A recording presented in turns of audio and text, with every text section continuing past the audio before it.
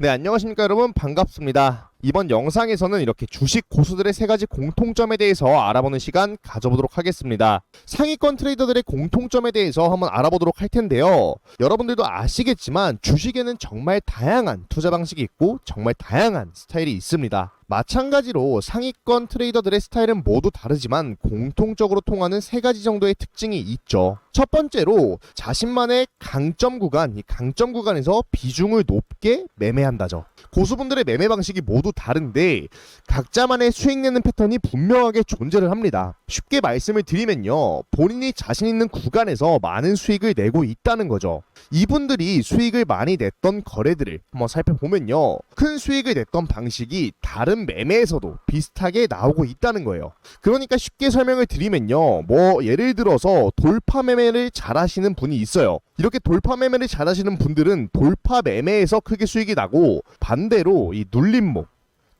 매매를 잘 하시는 분들은 눌림목 매매에서 큰 수익을 가져가신다는 거예요. 즉 트레이더마다 자신만의 이 강점을 가지고 있다는 거고, 그 강점을 아주 잘 살려서 베팅을 하고 있다는 거죠.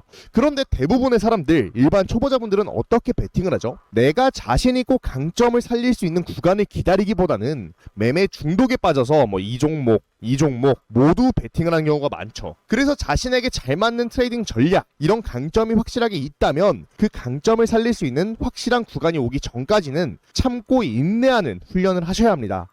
그리고 두 번째로요, 손절과 비중 조절을 굉장히 잘한다입니다. 주식 고수분들은요, 리스크 관리 능력이 굉장히 좋습니다. 디테일하게 어떻게 리스크 관리를 하고 있냐면 이 비중 조절과 손절입니다. 매수 타이밍보단 매도 타이밍이 더 중요하다라는 말이 있듯이 특히 손절 같은 경우는 굉장히 중요한 부분이죠. 그쵸? 손절의 방식은 모든 사람들이 다르지만 손절에 대한 기본 개념이 없는 사람들은 주식시장에서 살아남기가 정말 힘들어요. 그러면 상위권 트레이더들은 어떻게 손절을 하고 있을까요? 상위권 트레이더들의 손절 방법에 대해서 한번 말씀을 드리면요, 아까 첫 번째에서 상위권 트레이더들은 자신의 이 강점을 살려서 수익 내는 패턴을 반복하고 있다고 말씀을 드렸는데, 신기하게 상위권 트레이더들이 손실이 많이 난 거래들을 보면요, 그분들이 이 강점을 살린 매매 방식이 아닌 다른 매매를 했을 때 손실이 나는 경우가 굉장히 많았어요. 예를 들어서 말씀드리면요, 이렇게 눌림목 매매를 강점으로 두고 있는 상위권 트레이더가 이렇게 돌파 매매를 진행을 했을 때 손실이 많이 있었다는 거죠. 이해가 되시죠?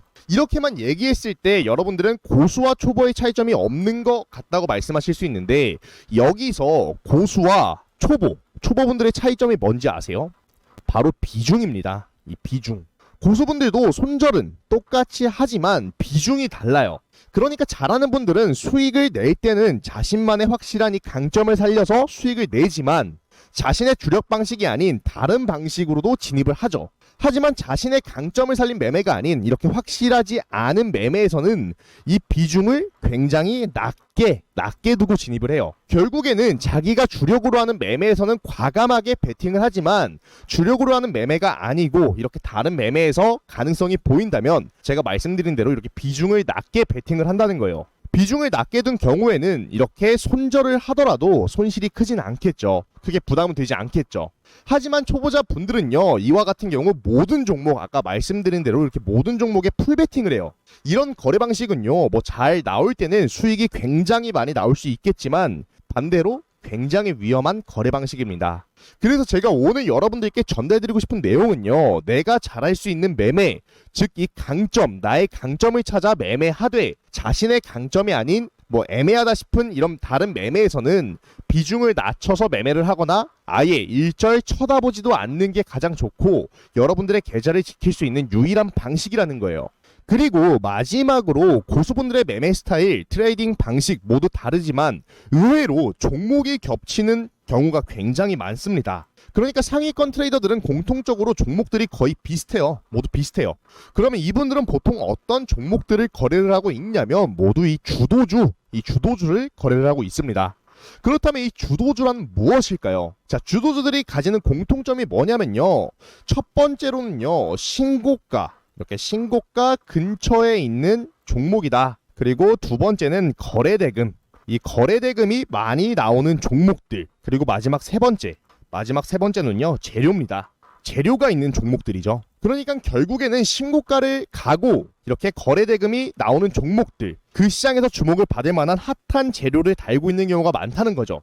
그래서 결국 종목 선정은 비슷비슷해요, 모두. 하지만 아까도 말씀드렸다시피 그 안에서 자신의 강점 매매를 살려서 수익을 내는 차이인 거죠. 자신의 강점을 얼마나 잘 살려서 얼마만큼의 수익을 내냐, 이 차이인 겁니다. 이렇게 오늘 주식 고수들의 공통점 3가지에 대해서 말씀을 드렸는데요. 다시 한번 말씀을 드리면요. 자, 첫 번째로 자신의 강점을 찾고 그 강점을 살려서 그 구간에서 매매해라. 굉장히 중요합니다. 두 번째로 부득이하게 자신의 강점 구간이 아닌 다른 매매로 진입을 할 때 이 비중을 낮게 두고 진입을 해라. 그리고 세 번째로 주식 고수들의 공통 종목은 주도주다. 이렇게입니다. 오늘 여러분들께 설명드린 이 내용 꼭 여러분들이 인지를 해주셨으면 좋겠고요. 오늘 이 영상이 여러분들께 큰 도움이 됐길 바라면서 이번 영상을 마치도록 하겠습니다.